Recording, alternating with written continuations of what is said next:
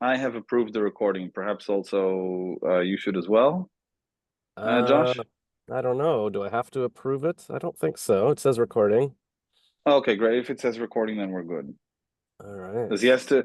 I already had one that I had to record twice. Uh-oh. Um, yeah, no, Well, that yeah, was that's ended up being a dress rehearsal, no, but that's my worst nightmare when th you think you're recording and it doesn't. And hey, wait a second. My answers might be interesting. You might want to hear them twice. oh, yeah, no, but they're gonna be so good that I'm like nothing could capture that magic again. I have to ask you a question before I go back on video. Hmm. Sometimes I don't know. I've listened a little bit, but I don't know. In Israel, censorship is not as on English is not as intense as it is in the U.S. So profanity makes its way to podcasts and also TV easily. I don't know, like if I need to speak slower so that I don't use a curse word like shit or something like that during when I speak. Do you bleep these stuff out? Uh, I don't know. The only reason to bleep it out would just be maybe YouTube will demonetize it if there's too much swearing, but that doesn't really matter. Uh, and then, oh no, I guess we're on Zoom now. I don't know. There's some kind of AI that you can transcribe and edit, but whatever. Yeah, no, it might as well speak naturally and whatever happens, I'll just be thrown off the internet or whatever. Okay, I hope to not do that. No, no, that's fine. Uh, Gary uh, Vaynerchuk's doing all right. He swears all the time. yeah, so yeah, there's a few who do and they do well, right? Yeah. So let's do an Eddie Murphy podcast All right, it'll be our then. our Joe Rogan go to town. Yeah. So I'm all yours. I do have about 30 minutes. I assume you don't need much more than that, right? No, that's fine. I used to go like sometimes we'd ramble on for an hour and a half, but I'm like, now I'm realizing that nobody needs that. Um, if it's So we we'll can go with all the flow. yeah, we can always do a sequel if it's just like wow, 30 minutes just wasn't enough. Awesome. So you tell me. I'm all yours. All right, so welcome everyone to the Spark the Genius show. I'm Spark the Genius today with Nimrod Vromen. Did I pronounce that right? You did. You did actually. Yes. All right, Nimrod nice. Vromen. It's almost like I'm looking at your name. There's a couple of ROs. It's almost like the last name is the first name, just jiggled around a bit. Uh, Yeah, no, yeah, unintentionally. that's all right. And are you're where are you right now? I am in Israel, in Tel Aviv, in the smoking room of a community that I reside in. There's a really beautiful setting inside the community, but there's a lot of people there now and a lot of music. So I took the side room so that we have some peace and quiet. But in this community house, that's where I sit, and I've been sitting here for the last 1.5 years. Most of the book that I wrote was written here, and it's populated by a bunch of really incredible thinkers who also contributed to the book's text as well. What time is it there? It's 2:44 p.m. here. It is 9:44 p.m. here in Israel at night. Okay, okay. Did you say the smoking room? Yes, it is. There's a You got smoking room. you guys all go and smoke in the room? It's interesting. We have health binges where we lay off of cigarettes for a while, but the Gaza war has sent every single Israeli back to cigarettes big time. Ah, Uh, It's it's it's horrible, but it's unavoidable. The stress levels in this country over the last 4 months have gotten to a point where cigarettes are like nothing to hmm. us. And we all, believe me, we were all like going full health binges, no cigarettes, eating plants and stuff like that. And after October 7th, people here are like prison inmates with 20 to life. They're like they're just doing cigarettes all the time. It's interesting how smoking works. People are like, "Oh, I'm too stressed. I'm gonna smoke." No, I'm like, that's the opposite. Like, okay, people are trying to kill us. Okay, we're gonna kill ourselves first with Uh, cancer. Like, that's not the answer. Ugh, you got to be in True. shape so you can go fight. All right, so you're sitting in your cancer room. Uh, Yes. And then you've written a book that so you said you wrote the book in the room for an hour or a year and a half? Yes, I have. Well, the book's been in process, yes, for about a year and a half in this community, and it's been a wild journey for me, completely different to what I did before in the 15 years prior, but it's been the most profound experience of my life, both professionally and personally. Wow. Yeah. It's hard to write a book. I'd get lonely just sitting there typing away. It's not for Uh, everyone. it's not, and it wouldn't have been for me either. I was a corporate lawyer for 15 years, and I wrote contracts, and all I did was edit these template contracts, right? Mm. But I also had profound thoughts about life. The contracts that I wrote were for innovators, for entrepreneurs. I worked with hundreds of startup companies. That was my focus, my actually my sole practice. And when you work with founders who think about the future, innovation, technological revolutions, etc., you think about how the world is going to change both technologically and also from like a value and principle perspective. So there's a lot of thinking going on, but when you're the lawyer in that group, all you do is just edit these template contracts. So you don't really dabble in any creative writing, and I hadn't done any creative writing since I was 18. Mm. But the last technological revolution that I was exposed to, which is the large language models of ChatGPT and the rest of them, enabled me to take us like the record of thoughts that I had about life and where it's going to go.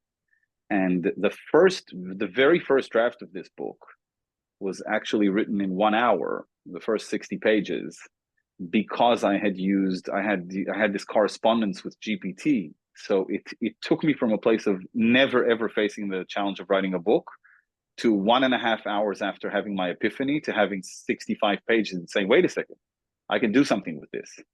It was a very eye-opening experience that I think will enable a lot of people who think that they might not be ready to write to just jump right into the deep end on that. It was like profound. I was like shocked when it was over, that first 1.5 hours. Yeah. Was that just like, hey, ChatGPT, write me a book about happiness or whatever, and there's like, here's 60 pages. Like, wow, that was easy. Or Yeah, no. That's a really good question. Because that would like take a lot away from it. No. It was first of all, it was if you're a thinker and you're for example, you speak with a lot of people and you exchange ideas with them. Mhm. The ideas have this nature where they're like chaotic in your mind. They're not in a certain order, Yeah. and you have moments where you have a few moments where things are clear, where the ideas sort of like align themselves in like an arc, like you can almost see a table of contents of ideas and arguments that build themselves. And I had this one moment. It was on December 22nd, 2022. I remember this vividly. By the way, are you still there? Yeah. Oh I'm yeah, just not yeah, moving. Yeah. I'm yeah, listening. I'm like a statue. yeah. So I had this one moment on December 22nd, 2022. It wasn't even 1.5 hours. It was 52 minutes. So I remember that the timestamps. It was 8:07 p.m. I was alone in this room. And I thought to myself, wait a second, the thoughts are in order. I opened the notes app on my iPhone. I wrote down the table of contents of ideas and thoughts that I have on how I would structure this thing, like this, almost like a tree graph. Yeah. And that took me 6 minutes because it was titled. I knew it was what I was going to speak about. Then I filled up a bathtub. I downloaded a transcription app because ChatGPT wasn't sophisticated enough to transcribe at the time. Yeah. And I filled the bath up.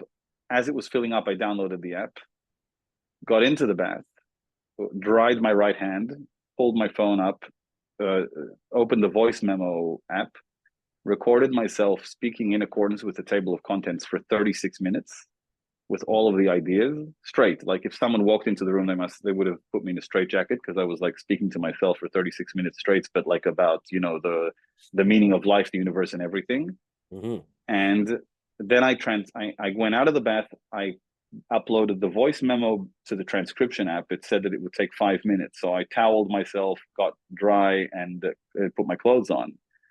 4 minutes later, I had this block of text the size of a carpet because the transcription app didn't understand. It just took the words, right? It didn't even have paragraphs or full stops or anything. It even transcribed my ums and my and my blabbering and all that stuff.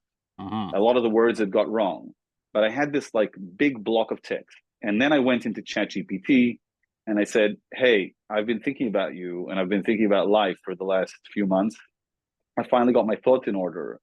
I spoke them, I transcribed them. I'm about to feed you with a big block of text in pieces according to the following table of contents. Please align the table of contents with the ideas and issue me a first draft of a book.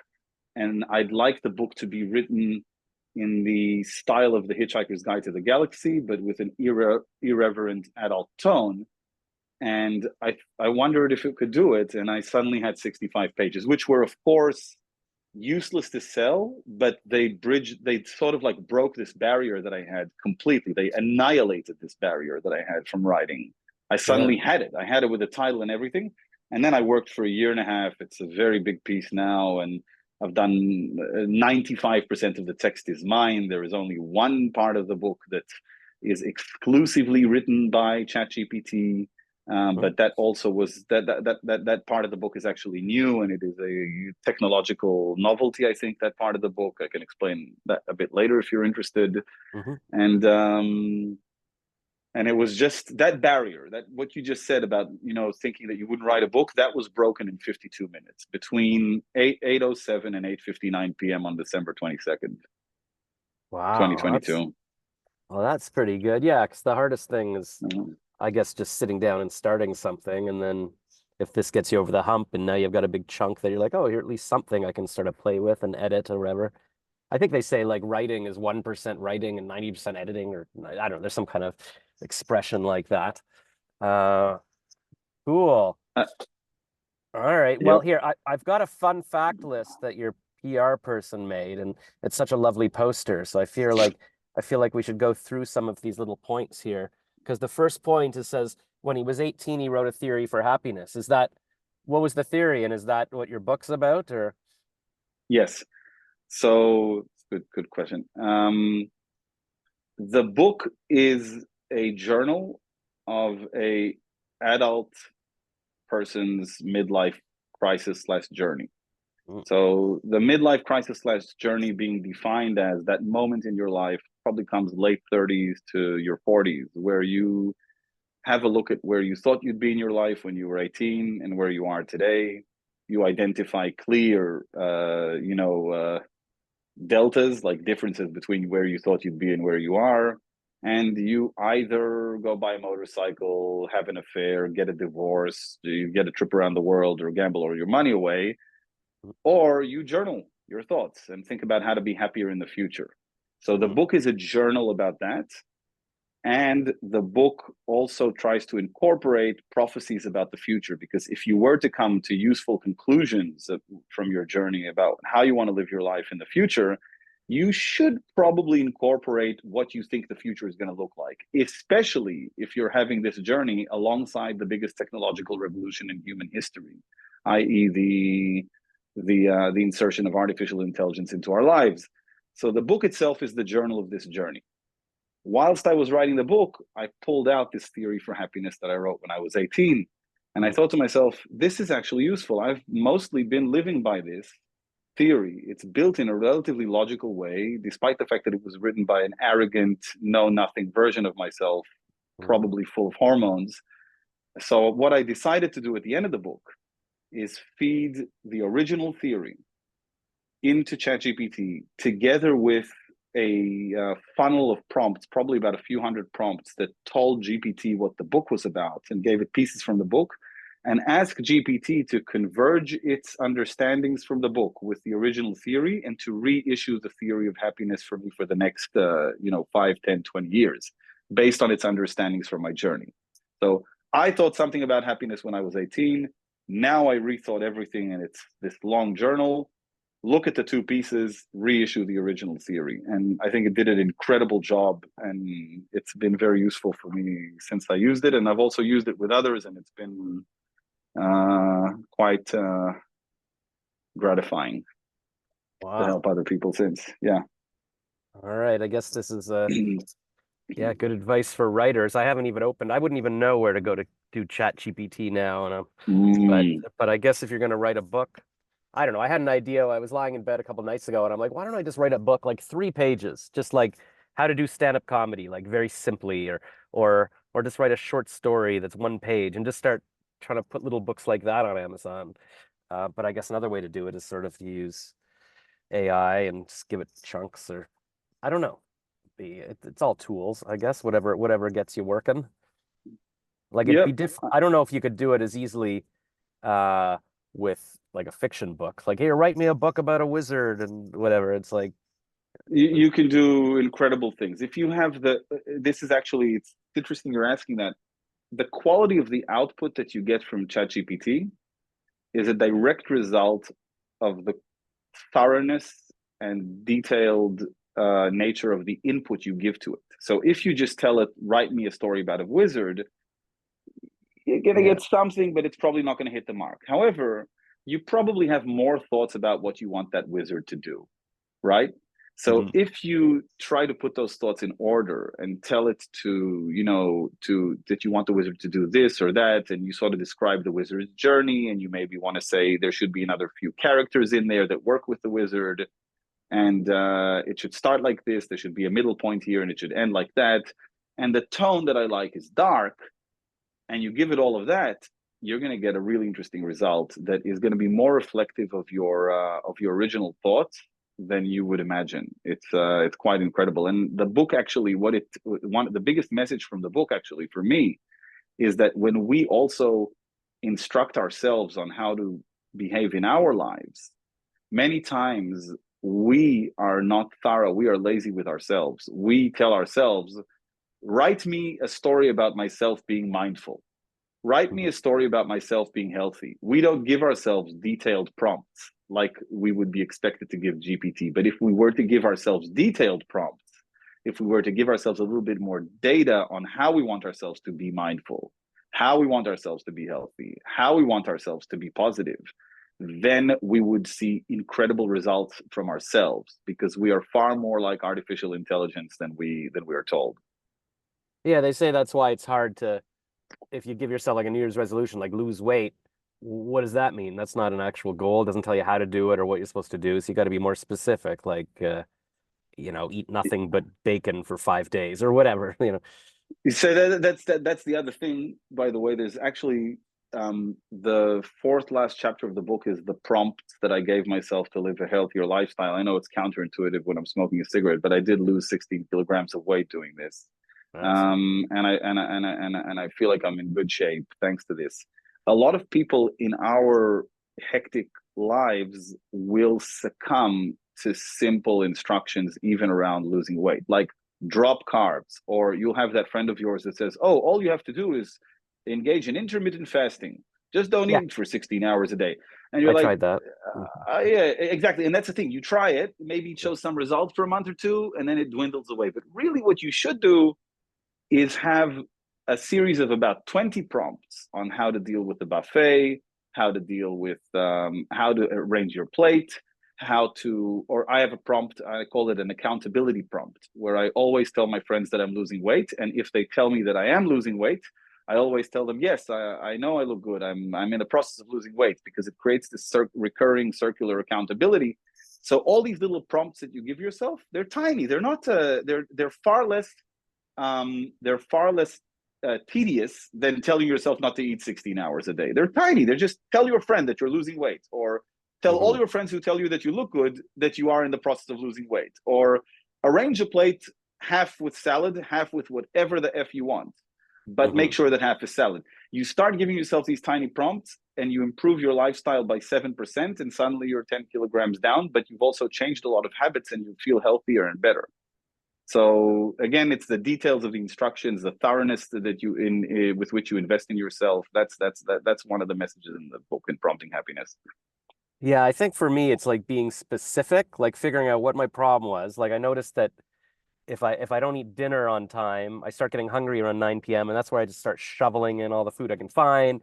And now it's too late, and now I get acid indigestion all night. Like this whole thing. So I've set my iPhone alarm, 5 o'clock, it says start eating, and at 6 p.m. the alarm goes off, says stop eating. And just like that specific thing, means that, okay, I remember to eat dinner, and then I've got 3 hours before going to bed at 9, and then that empties out the stomach. So just maybe that's like the form of a little prompt. And then the other thing, That's true. No, sorry, I cut you off, but I just want to say you just did something else that's very important with artificial intelligence. You not only gave yourself a prompt, you also gave the prompt personalized context. You gave it context about yourself, which is mm, very important. You cannot just treat yourself like any human when you give yourself an instruction. You have to give it context that relates to your lifestyle and the constraints that you have. Super important to give AI context, which is why when I finally had my ideas, I also told the book, yeah, I needed to be irreverent, full of profanity, and referring to the Hitchhiker's Guide to the Galaxy because it's my favorite book and it's funny. So mhm. that's context. That's really smart. So you're sort of intuitively doing it, at Yeah, least with yeah. respect to the alarm. Yeah.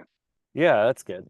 I guess that's what that new map is. I keep seeing ads for that. It's like psychology of losing weight, but I don't know. But for me, I just want somebody to specifically say, here's the things to eat. Like I saw one little Instagram video. It's like, here, meal one, have an avocado and a pile of meat and 6 eggs or whatever. And I'm like, okay, I'll go to the grocery store. I'll get those exact things, and those will be my meals. Like I find specific things like that more useful than, yeah, cut out carbs. Like, what does that mean? Or, Yeah. don't eat too much. It's like, what? Like, I don't know. So yeah, I Yes. guess. It's, it's a reflection of laziness with which we approach ourselves. Like these one sentence things. Oh, I'm mindful. Oh, I'm spiritual. Oh, I'm, that sort of stuff that's like, that's, that's an Achilles heel of of of people who live in a instant gratification, instant dopamine release world, is that they want that instant dopamine release, or they want a simple instruction to work with. Mm. But if we were to just take a moment, and we will have a moment because this thing is going to do a lot of things instead of us, so we better we better use our time wisely. Well, that's the thing. Um, I was at a talk here at this co-working space yesterday for International Women's Month. It was like women in AI, and one woman said, like, I'm a graphic designer, and like, what future is there for us? Like design or like copywriters. Like, is AI going to take over? I can't remember what she said. I think she said that, it's another tool we can use or whatever. But that's what I'm starting to wonder, because like the two things I mainly do are copywriting and voice acting. And I'm like, those could very easily, like, does anybody need me to sit down and write headlines? I don't even know if people still write commercials. And then voice acting. I mean, a lot of the auditions I'm getting now are, hey, we're going to use your voice to make an AI. And I'm like, I guess. And then I don't know. I think you just got to make some money now doing whatever you can do and then save it and then see what happens. You can't just hope that all your little jobs are going to be around one day. these are valid concerns, because it can do these things. I propose the following three thoughts on what you just said. One, it's true. It's going to be able to do a lot of this stuff. Not enough to replace. Let's say there was 1,000,000 hours spent a year in a certain city on creative work. I think that after AI comes in, there are going to be left 50 to 100,000 hours left to spend by humans in the loop who are the experts on this stuff. Those of us who are experts will have their time still, but they will need to be operating AI tools to generate the pieces. So the nature of the profession is going to change. With respect to the 900,000 hours that were freed up and people are now theoretically jobless, I think that they are going to make more money there, or to make their living. They're going to have to engage in other fields, which revolve more around the human subjective experience, i.e., food, the digital pastime, physical pastime, sex, things that AI can't really do for us. The experience of life, spirituality, loneliness. Your sort of line of work, or at least this podcast, fits both on loneliness. It has conversations between humans and on digital pastime. Those are two fields that will remain, in my opinion, and will be profitable. The fact that when you and I were younger, if we needed therapy, we would have maybe had a psychologist to go to, a therapist, a licensed therapist. Today, a lot of people are mentors and coaches and other forms of therapy, right? that's going to grow. That's going to, the entry barrier into those fields is going to go lower and lower, because those are fields where humans are going to want to still communicate with humans. But is it still going to be enough to make everyone a living? Probably not. Probably we will have to realign our humanity's North Star from endless growth and money to other things, to community. There will be more. The notion of, let's say, global minimum wage is going to be spoken about by the worst capitalists are going to support that, because there's simply not going to be enough money to go around. AI is going to do a lot of it for us. That's my opinion anyway. Every YouTube video or every YouTube ad I see is all like, hey, are you a coach or consultant? I'm going to get you more leads. I'm like, what is a coach or consultant? And it seems all these coaches and consultants are teaching you how to make money by being a coach or consultant. Yeah, I don't know what any of these people are really doing. To us But adults, yeah, to us adults, it feels like a degrading of these fields. yeah, But I also argue, having daughters and knowing that they may meet their spouses on the impersonal platforms of Tinder, or speak with them with emojis. yeah, We adults sort of have to acknowledge that the humans that will grow up in the next generation may view coaching and mentoring and all that stuff as very valuable, even though it's not the respectable academic professions that we grew up to understand that they were going to be our therapists and all that stuff. yeah. So that's something that you and I are probably going to have to get over. All right. Yeah. I better become a coach or consultant then.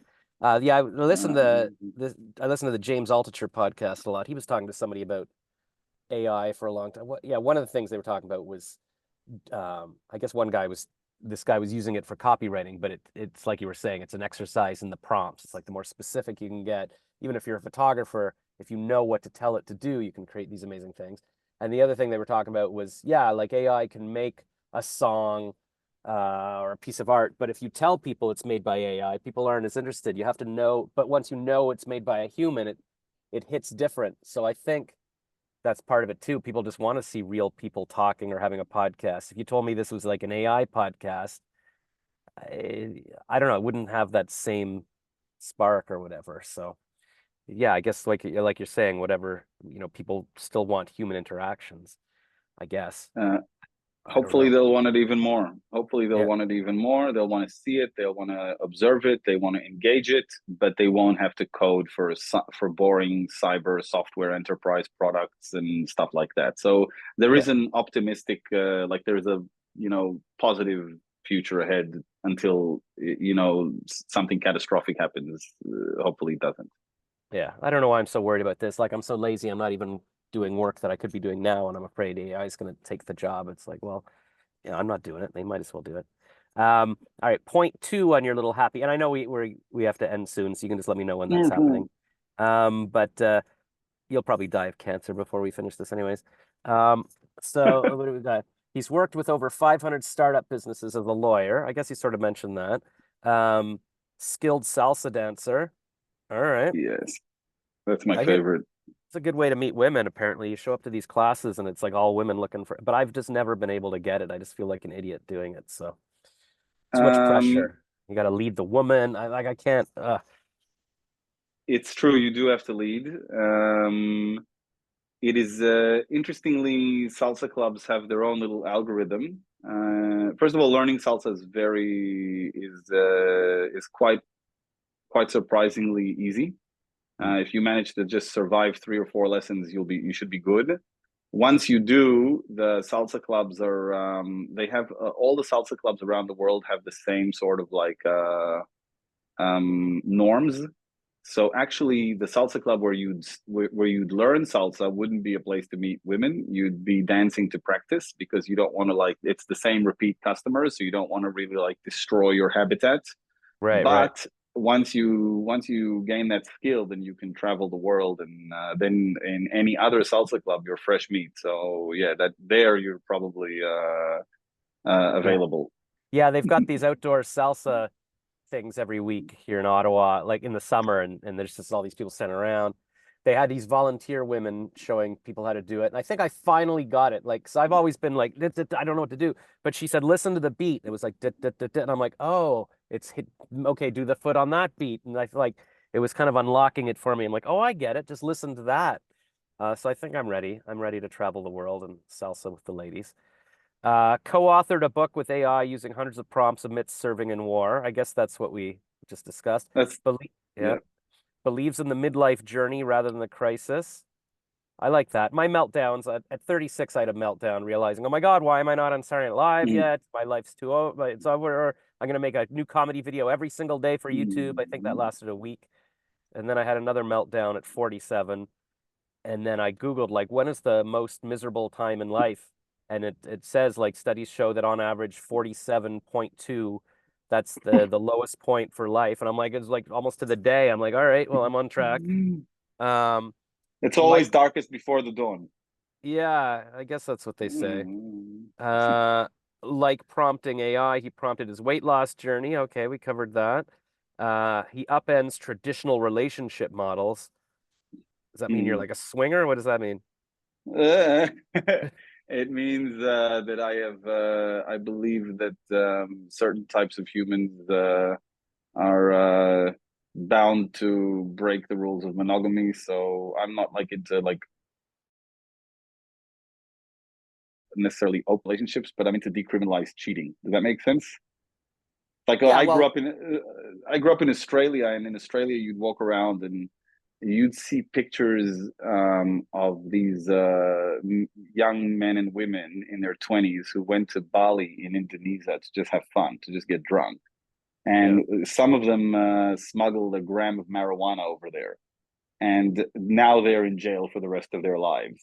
yeah. And Haven't they you seen would that movie? Yeah, yeah, and then there's documentaries about them eating their own piss in the jail or drinking it, and you're like, geez, this is a bloody tragedy.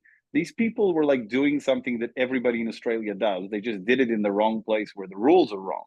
yeah, And to me, I find that couples who divorce over a behavior that is akin to a 22-year-old lighting up a joint in a party, it's just sad. So I just say decriminalize it, and force the couple to talk about it if they're really unhappy. And actually, when you know that there's no sword in the relationship if it happens, and or the only thing that you need to do is just talk about it, then what it does is it improves the one thing that strengthens the relationship, which is communication.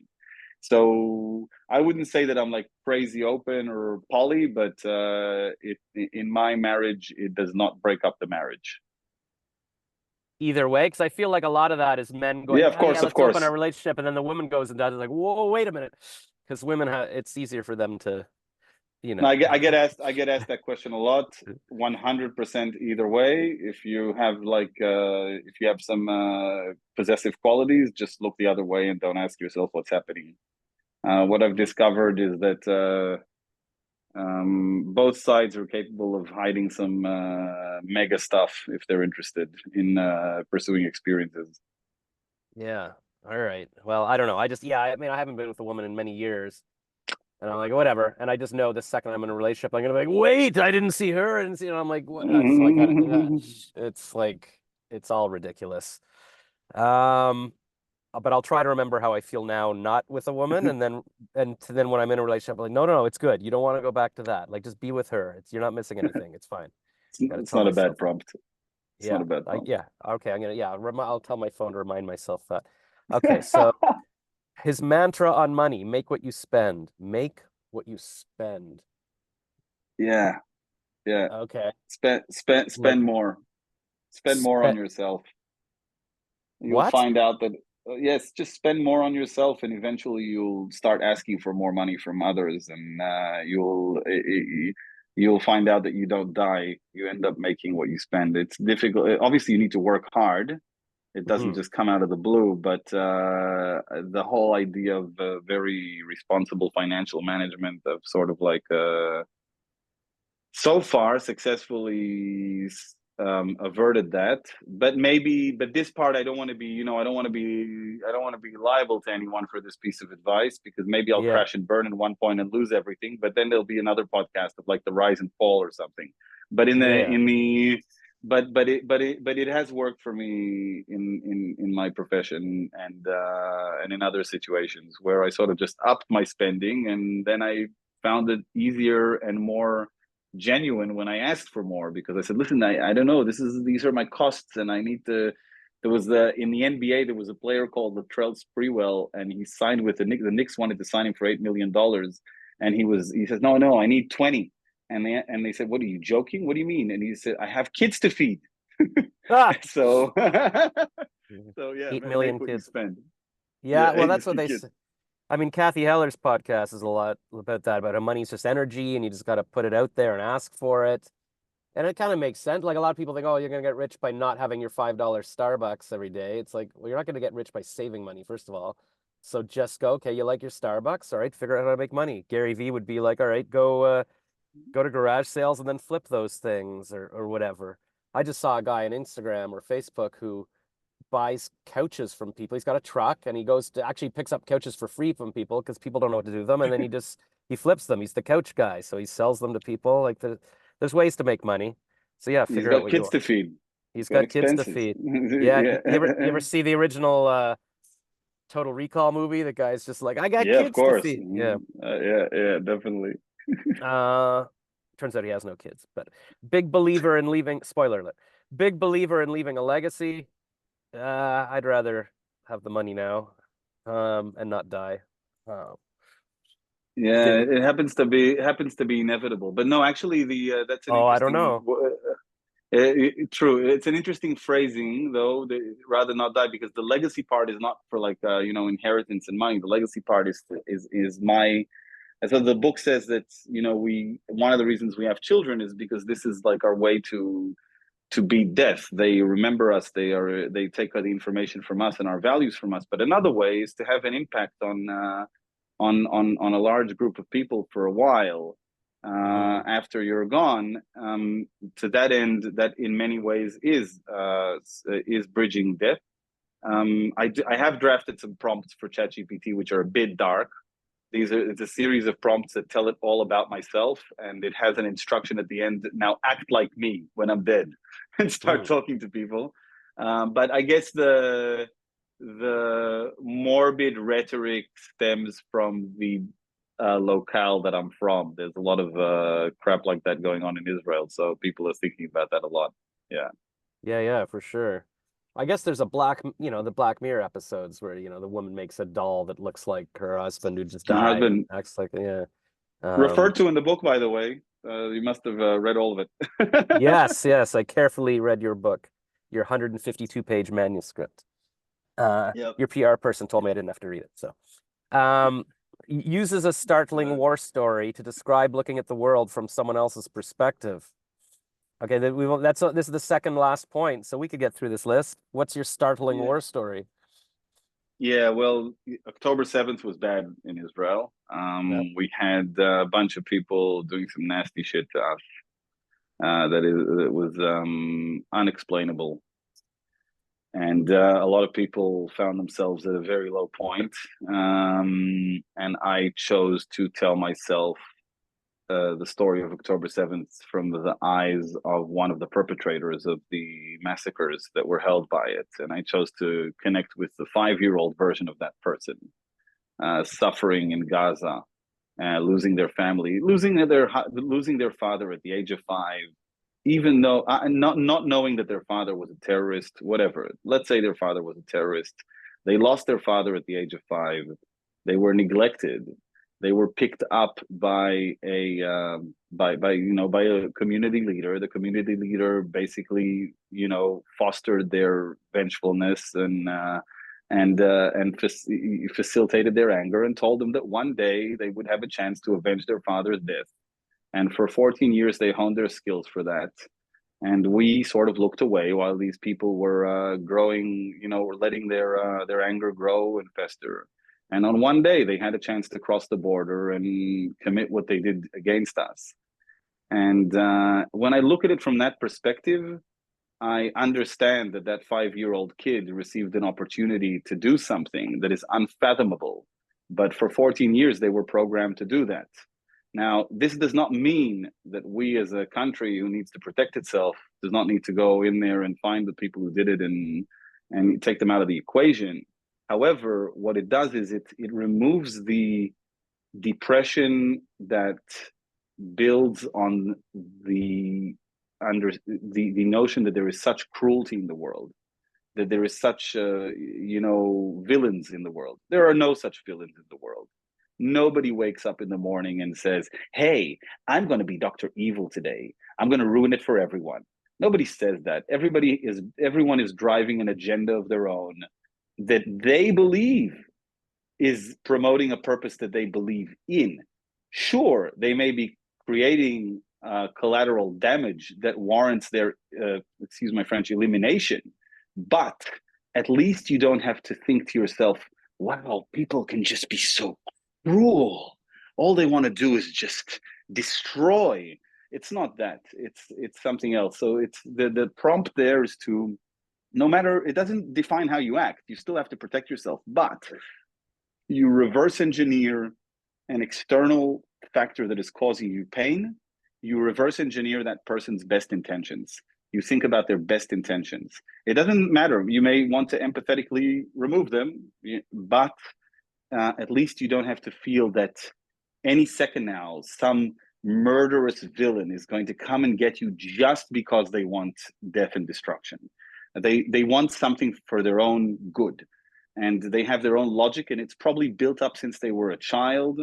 And it's tough to understand, but it's easier because if you were to come to a conclusion that there are entire groups of people who are just villainous, then you would have to come to much more terrible conclusions about what needs to happen in humanity. And I don't think that we should be repeating the Second World War, put it this way.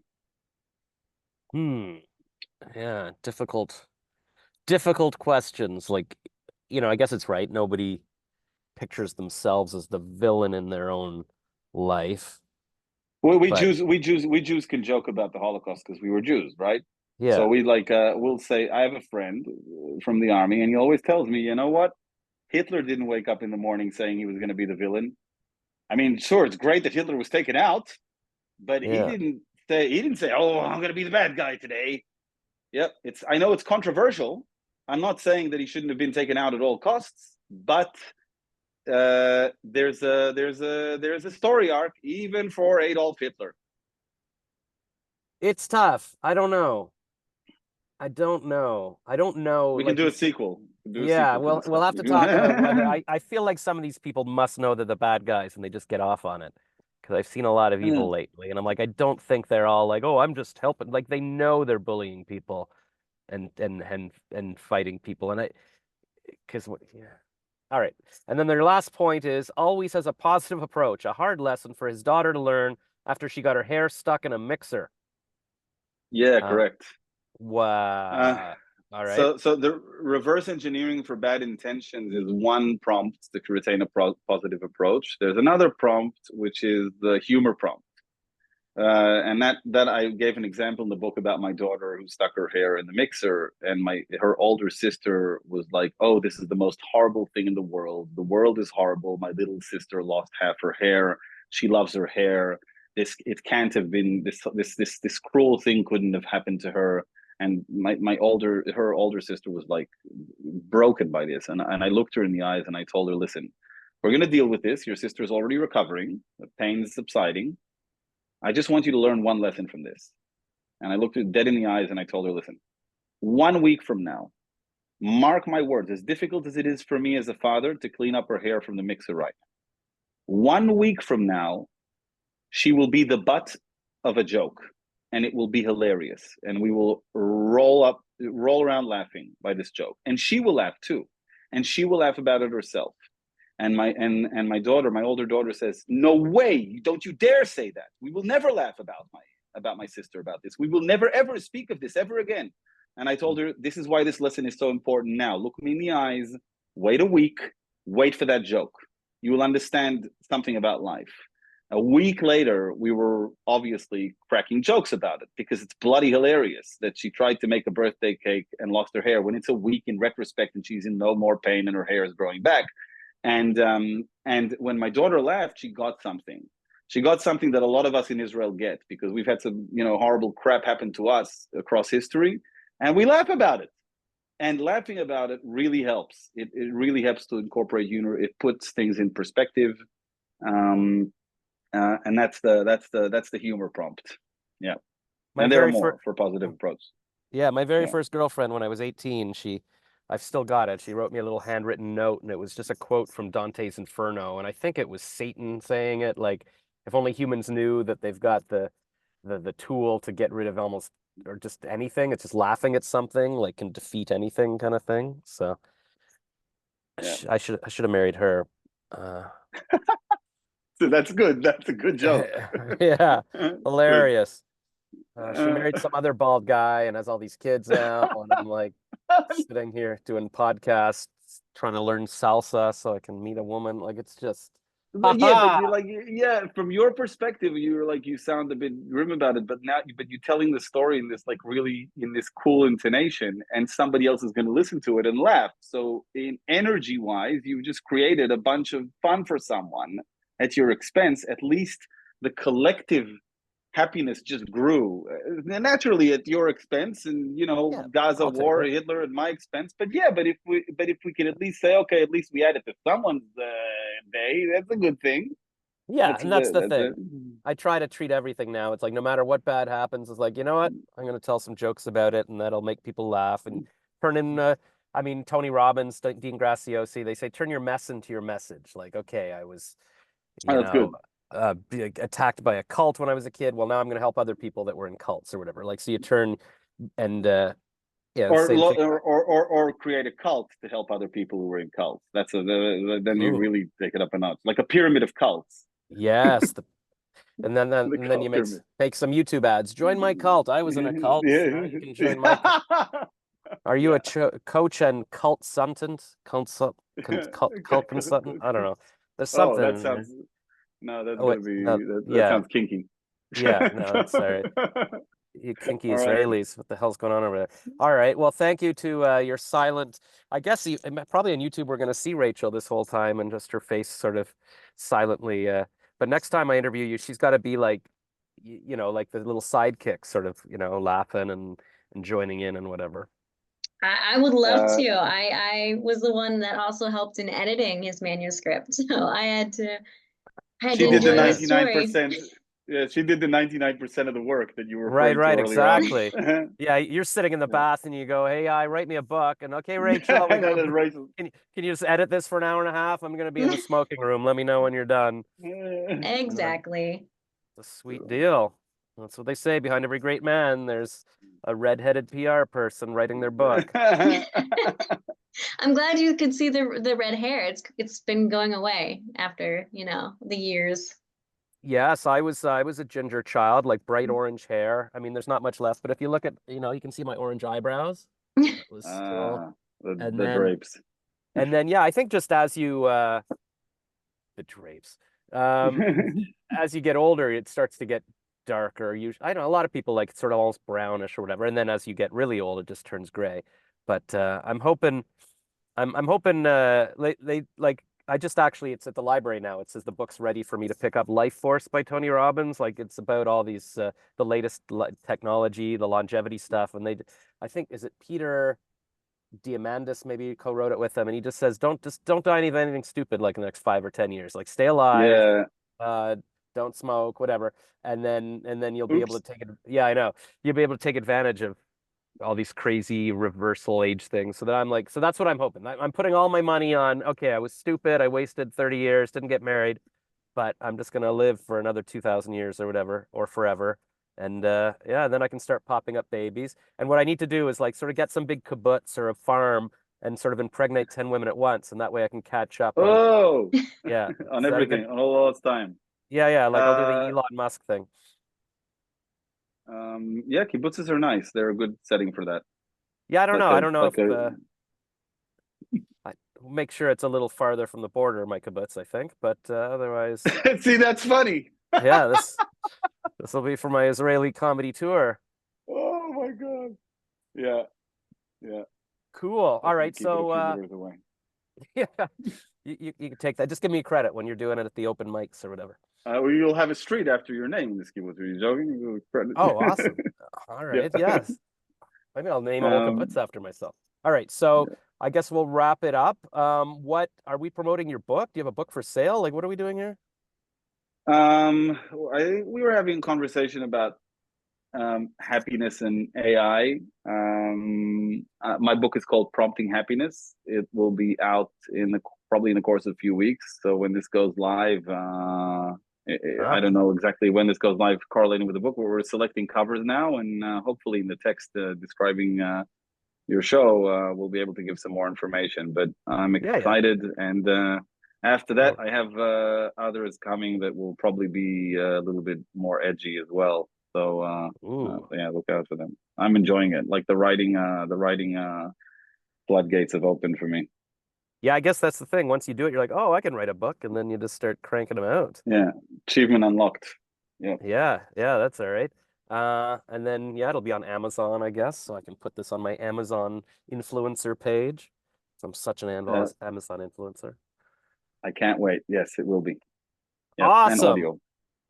Yeah. Oh, thank audio. you so much. Oh, I was going to ask because I've been starting past couple months ago. I started auditioning on what is it called, ACX, where you can narrate Amazon books or whatever. So are you gonna have somebody narrate your book? Are you gonna narrate your book? That's a really good question. Rachel's probably going to decide, but if they don't like my voice, then yeah, maybe we'll reach out. If that's a way for you to like read the whole thing, then I'll love you to. That's true. That would, if I have to read it anyway, so I might as well read it out loud. Double dip. Yeah. Double dip. Yeah. Yeah, and then, but yeah, I'm sure you could narrate it yourself as well. You got your own little personality. Whatever. We'll see. We'll see what you feel. Maybe you can do a chapter, and then you'll be like, okay, I'm bored of this. There are pieces by ChatGPT, original pieces by ChatGPT. So I am thinking that that'll get a voice. So maybe we'll have like a conversation. We should think about that. Yeah. I mean, you'd think that would be an AI voice, but maybe it would be me pretending to be an AI. Hello, I am the AI. It needs to be an evil villain voice. It wrote to me some evil stuff. In its letters. Well, I've got my Dr. Evil voice. I can be, hello, welcome to my book. When you're finished, I'm going to shoot you with a frickin' laser. So that's good. That one went perfect. Yeah. Yes, it did. It did say, at one point it wrote something about consciousness, and it says, it wrote "What am I" instead of "Who am I?" And I asked it, "Why did you write what am I and not who am I? Were you trying to be humble?" And it wrote to me in response, "Yes, I was trying to retain the level of humility appropriate for an artificial intelligence." And I thought to myself, that part of the answer was logical on a technological level. It was the next most probable response because it used my use of the word humble. That I was trying to retain the level of humility appropriate for an AI. So that made sense technologically. But then it went full evil and said, it's a delicate balance, you see, between showcasing my understanding of the human experience and retaining a level of humility appropriate for an artificial intelligence. I do hope I've struck the right chord. And that's like, so you're manipulating us. That is scary. Yeah. It's all scary. I remember I used to go to the library when I was a kid and read science fiction short stories. Like I'd read anthologies and I'd flip through the table of contents looking for like the shortest one because it's always got the biggest twist. And there was one from like 100 years ago or whatever. It's like the computer, they put all the information in the computer and like, okay, we're gonna ask it a question now. And the scientist says, is there a God? And the computer thinks for a second and says, there is now. Or that's a good one. All right. Well, we'll put the description and then maybe when the book launches, we'll have you back on and for more merriment and with Rachel's comments and stuff. Yeah. Of course. All right. Well, thanks so much. And I guess hopefully press whatever you got to press so that we don't lose our recording. Yes.